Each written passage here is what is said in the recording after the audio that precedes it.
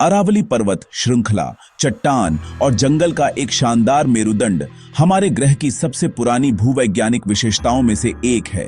यह भारत के पश्चिमी परिदृश्य में फैली एक मूक गवाह है जो पृथ्वी के इतिहास की विशाल गाथा को दर्शाती है। यह प्राचीन श्रृंखला दिल्ली के पास से शुरू होकर गुजरात तक लगभग 670 किलोमीटर तक जाती है। यह थार रेगिस्तान और उपजाऊ मैदानों के बीच एक प्राकृतिक विभाजन रेखा है। इसका सबसे ऊंचा स्थान गुरु शिखर है जो 1722 मीटर की ऊंचाई तक बढ़ता है। हिमालय की नुकीली चोटियों के विपरीत अरावली की चोटियां घिसकर गोल और ढलानें कोमल हो गई हैं। समय ने इन पहाड़ों को आकार दिया है जिससे घाटियों और पठारों का अनूठा ताना बाना बना है। यह श्रृंखला विविध आवासों और सूक्ष्म जलवायु का घर है जो इसे एक विशेष स्थान बनाती है। अरावली रेंज की कहानी एक ऐसे समय से शुरू होती है जो हमारी समझ से परे है। भूविज्ञानिकों का मानना है कि ये पहाड़ 1 अरब 50 करोड़ साल से भी ज्यादा पुराने हैं जो प्रोटेरोजोइक इयोनन के दौरान बने थे। वे एक शक्तिशाली पर्वत प्रणाली के अवशेष हैं जो कभी आज के हिमालय की तरह ऊंची और शानदार थी। ये पहाड़ महाद्वीपीय टक्कर की प्रक्रिया से बने थे जब प्राचीन टेक्टोनिक प्लेटें एक दूसरे से टकराईं जिससे जमीन ऊपर उठी और भूवैज्ञानिक शक्ति का एक नाटकीय प्रदर्शन हुआ। अब हम जो देखते हैं वह उन कभी महान चोटियों की केवल जड़ें हैं जो प्रकृति की सहन शक्ति का एक प्रमाण है। अरावली को बनाने वाली चट्टानें मुख्य रूप से क्वार्टजाइट, गनीस और शिस्ट हैं। ये मेटामॉर्फिक चट्टानें अत्यधिक गर्मी और दबाव की कहानी बताती हैं। ऐसी स्थितियां जो पहाड़ों के निर्माण के दौरान पृथ्वी की पपड़ी के भीतर मौजूद थीं। इस प्राचीन भूविज्ञान ने इस क्षेत्र को खनिज संसाधनों का एक उल्लेखनीय धन प्रदान किया है। हजारों सालों से इंसान मूल्यवान सामग्री निकालने के लिए इन पहाड़ियों में खुदाई करते रहे हैं। यहाँ तांबा, सीसा, जस्ता और यहाँ तक कि संगमरमर का भी खनन किया गया है जिससे सभ्यताओं को अपने शहर बनाने, अपनी कला बनाने और अपने उपकरण बनाने के लिए कच्चा माल मिला है जो मानव इतिहास को सीधे चट्टानों के गहरे समय से जोड़ता है। वास्तव में अरावली में मानवीय गतिविधि का इतिहास भारत की सभ्यताओं जितना ही पुराना है। पुरातात्विक साक्ष्य बताते हैं कि यहाँ 2500 साल पहले खनन हो रहा था। इस क्षेत्र के प्राचीन निवासी दुनिया के शुरुआती धातुविदों में से थे जिन्होंने उपकरण और आभूषण बनाने के लिए तांबे को कुशलता से निकाला और संसाधित किया। खनन के इस लंबे इतिहास ने परिदृश्य पर अपनी छाप छोड़ी है। कुछ के क्षेत्रों में प्राचीन गड्ढे और शाफ्ट अभी भी दिखाई देते हैं। यह रेंज केवल खनिज संपदा का भंडार नहीं है, यह मानव इतिहास का भी एक खजाना है। किले और महल इसकी पहाड़ियों की चोटियों पर अनिश्चित रूप से टिके हुए हैं। मूक संरक्षक जो सदियों से साम्राज्यों के बदलते भाग्य पर नजर रखते रहे हैं। राजस्थान में कुंभलगढ़ किला और चित्तौड़गढ़ किला जैसे स्थान अरावली पहाड़ियों के बहुत ही कपड़े में बने हैं। उनकी दुर्जेय दीवारें चट्टान से स्वाभाविक रूप से ऊपर उठती हैं। ये संरचनाएं केवल ऐतिहासिक स्मारक नहीं हैं, वे लोगों और इन प्राचीन पहाड़ों के बीच स्थायी संबंध का प्रतीक हैं। एक संबंध जो रक्षा, संसाधनों और भूमि के साथ गहरे आध्यात्मिक संबंध पर आधारित है। अरावली रेंज भारत के इस बड़े सूखे हिस्से के लिए पानी का एक बहुत ही जरूरी सोर्स है। हालांकि ये पहाड़ियां बहुत पुरानी और घिसी पिटी हैं, फिर भी ये मॉनसून की बारिश को रोकने में एक अहम रोल निभाती है जो पूरे उपमहाद्वीप में फैल जाती है। बनास, लूनी और साबरमती जैसी कई जरूरी नदियां अरावली की ढलानों से निकलती हैं। ये नदियां इस इलाके की लाइफलाइन है जो खेतों को सींचने और लाखों लोगों और उनके जानवरों को पीने का पानी देने के लिए बाहर की तरफ बहती हैं। अरावली के बिना इस कीमती बारिश को पकड़ने और मोड़ने के लिए राजस्थान और गुजरात का ज्यादातर हिस्सा आज की तुलना में कहीं ज्यादा बंजर होता। नदियों का यह नेटवर्क और पहाड़ों का अलग अलग टेरेन वाइल्ड लाइफ की रिमार्केबल डाइवर्सिटी को सपोर्ट करता है। जंगल और झाड़ियां कई ऐसी प्रजातियों के लिए एक सेफ जगह प्रोवाइड करती हैं जो दूसरी जगहों पर जीवित रहने के लिए संघर्ष कर रही हैं। सरिस्का टाइगर रिजर्व और रणथंभौर नेशनल पार्क दोनों ही अरावली इकोसिस्टम में बसे हुए हैं जो बंगाल टाइगर्स की आबादी के लिए दुनिया भर में जाने जाते हैं। ये शानदार शिकारी चटनी घाटियों और घने जंगलों से होकर गुजरते हैं, जो उस जंगली भावना का प्रतीक है जो इन प्राचीन पहाड़ियों में आज भी मौजूद है। उनका अस्तित्व पूरे माउंटेन रेंज के स्वास्थ्य से जुड़ा हुआ है। आइकॉनिक टाइगर के अलावा अरावली कई और भी फैसिनेटिंग जानवरों का घर है। लेपर्ड, जो इल्यूसिव और पावरफुल होते हैं, चट्टनी दरारों में बड़ी खामोशी और खूबसूरती से घूमते हैं। सांभर और चीतल हिरणों के झुंड जंगल के खुले मैदानों में चरते हैं, हमेशा शिकारियों से चौकस रहते हैं। स्लॉथ बेयर अपने घने काले फर के साथ कीड़े और फल ढूंढता है, जबकि रात के अंधेरे में स्ट्राइप्ड हाइनास और जैकल्स इलाके में गश्त करते हैं। बर्ड लाइफ भी उतनी ही रिच है, जिसमें सैकड़ों प्रजातियां हैं, शानदार इंडियन पीफॉवल से लेकर उड़ते हुए ईगल्स तक, जो पहाड़ों द्वारा प्रोवाइड किए गए अलग अलग हैबिटेट्स में अपना घर बनाते हैं। यह रेंज एक बॉटनिकल खजाना भी है।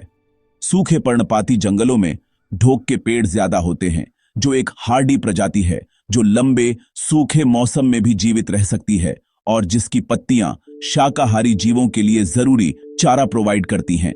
ऊंचाई वाले इलाकों में, खासकर माउंट आबू के आसपास, वेजिटेशन और ज्यादा हरी भरी हो जाती है, जिसमें सेमी एवरग्रीन और सबट्रॉपिकल पौधों का एक अनोखा मिक्सचर पाया जाता है जो राजस्थान में कहीं और नहीं मिलता। फ्लोरा की यह रिच टेपेस्ट्री पूरे इकोसिस्टम की नींव है, जो भोजन, आश्रय और वही हवा प्रोवाइड करती है जिस पर यहां का सारा जीवन निर्भर करता है। अस्तित्व का एक नाजुक और इंटरकनेक्टेड वेब। अरावली रेंज पश्चिमी भारत के लिए एक महत्वपूर्ण ग्रीन लंग है, जो हवा को शुद्ध करती है और मरुस्थलीकरण के खिलाफ एक दीवार है। इसके जंगल स्थानीय जलवायु को नियंत्रित करते हैं और उपजाऊ भूमि की रक्षा करते हैं, लेकिन बढ़ती आबादी, वनों की कटाई और अवैध खनन से यह रेंज खतरे में है। पहाड़ों की संरचना कमजोर हो रही है, जिससे इरोजन और लैंडस्लाइड्स बढ़ रहे हैं। माउंट आबू ये राजस्थान का इकलौता हिल स्टेशन है, हरा भरा, ठंडा और रेगिस्तान से बिल्कुल अलग। जैसे ही आप ऊपर चढ़ते हैं, सूखी जमीन से अचानक हरे भरे जंगल उभर आते हैं। यहाँ की नक्की झील, झरने और घने जंगल इसे रेगिस्तान में नखलिस्तान बनाते हैं। सूखे राजस्थान के बीच यह हरा स्प्लैश माउंट आबू को खास बनाता है। यहाँ का ठंडा मौसम गर्मी में राहत देता है और लोग यहाँ शांति और ताजगी के लिए आते हैं। माउंट आबू सच में नेचर का जादुई तोहफा है, एक हरा भरा स्वर्ग रेगिस्तान के बीच। माउंट आबू सिर्फ एक सुंदर जगह नहीं है, यह इतिहास और पुरानी कहानियों से भरी हुई है। इसकी कहानी उतनी ही पुरानी है जितनी कि ये पहाड़ खुद। पुराने ग्रंथों में इसे अर्बुदारण्य के नाम से जाना जाता था, यानी अर्बुदा का जंगल। कहा जाता है कि इसका नाम अर्बुदा नाम के सांप से पड़ा, जिसने भगवान शिव के नंदी को बचाया था। ये कहानियां इस जगह को एक अनमोल एहसास देती हैं। माना जाता है कि यहीं अग्निकुंड में यज्ञ से 4 महान राजपूत कुलों की उत्पत्ति हुई थी। ये पहाड़ हजारों सालों से ऋषियों और संतों के लिए एक आध्यात्मिक रिट्रीट रहा है। आप इसकी ऊर्जा को प्राचीन मंदिरों के पत्थरों और हवा में महसूस कर सकते हैं। माउंट आबू सिर्फ एक हिल स्टेशन नहीं, बल्कि इतिहास और मिथक का जीवित संग्रहालय है। यहाँ हर कदम पर एक नई कहानी मिलती है, जो इस यात्रा को जादुई बना देती। माउंट आबू हिंदू और जैन दोनों के लिए एक पवित्र तीर्थ स्थल है। यहाँ सदियों पुराने पत्थर के मंदिर आस्था और कला का संगम है। दिलवाड़ा मंदिर जैनों के लिए स्पिरिचुअलता और मार्बल कार्विंग का अद्भुत उदाहरण है। इनकी इंट्रिकेट नक्काशी हर विजिटर को मंत्रमुग्ध कर देती है। हिंदू तीर्थयात्रियों के लिए भी यहाँ कई मंदिर हैं, जैसे अधर देवी और अचलेश्वर महादेव। अचलेश्वर महादेव में एक प्राकृतिक स्वयंभू लिंगम है, जो इसे खास बनाता है। माउंट आबू की हवा में एक शांत आध्यात्मिक ऊर्जा महसूस होती है। यहाँ साधु और परिवार सभी एक ही शांति में डूबे मिलते हैं। ये जगह प्रार्थना, ध्यान और आत्मिक शांति के लिए एक सच्चा अभयारण्य है। इन मंदिरों की भक्ति और सुंदरता हर विजिटर पर लास्टिंग इंप्रेशन छोड़ती है। अपनी स्पिरिचुअल साइड के अलावा माउंट आबू हर उस ट्रैवलर के लिए एक एब्सोल्यूट डिलाइट है जिसे एडवेंचर और रिलैक्सेशन पसंद है। यहाँ एक्सप्लोर करने के लिए बहुत सारी वंडरफुल जगहें हैं। शहर के बीच में खूबसूरत नाकी लेक है, जो माउंट आबू का मिथिकल हार्ट है। आप एक चार्मिंग पैडल बोट किराए पर ले सकते हैं और इसकी शांत वाटर्स में घूमते हुए आसपास की पहाड़ियों का नजारा एंजॉय कर सकते हैं।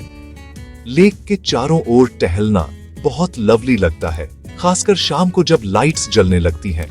और आपको टोड रॉक को जरूर देखना चाहिए, एक बहुत बड़ी पत्थर की फॉर्मेशन जो बिल्कुल एक मेंढक जैसी दिखती है जो पानी में कूदने वाला हो।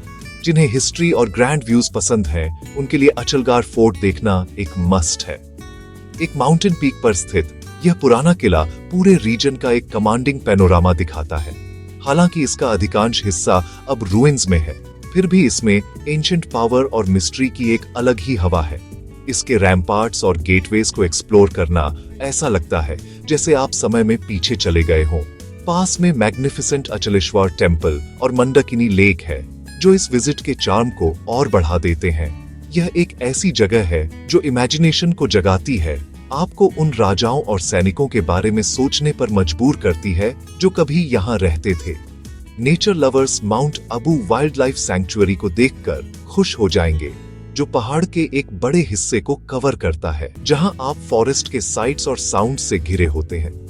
मुझे ऐसी जगहें पूरी तरह से रिजुविनेटिंग लगती हैं। आखिर में माउंट आबू सिर्फ एक डेस्टिनेशन से कहीं ज्यादा है। ये एक एक्सपीरियंस है। ये एक ऐसी जगह है जहां आपको शांति, एडवेंचर और स्पिरिचुअल सॉलिस सब एक साथ मिलते हैं। चाहे आप नकी लेक में बोटिंग कर रहे हो, दिलवारा टेम्पल्स की कला को निहार रहे हो, या बस ठंडी पहाड़ी हवा का मजा ले रहे हो, माउंट आबू का दिल जीतने का एक खास तरीका है। यह नेचर, हिस्ट्री और फेट का एक अनोखा ब्लेंड है जो एक ट्रूली अनफॉरगेटेबल टैपेस्ट्री बनाता है। राजस्थान का यह हरा भरा ज्यूअल एक ऐसी जगह है जिसे हर किसी को कम से कम एक बार देखने का प्लेजर मिलना चाहिए। यह सीधे शब्दों में कहें तो डार्लिंग है।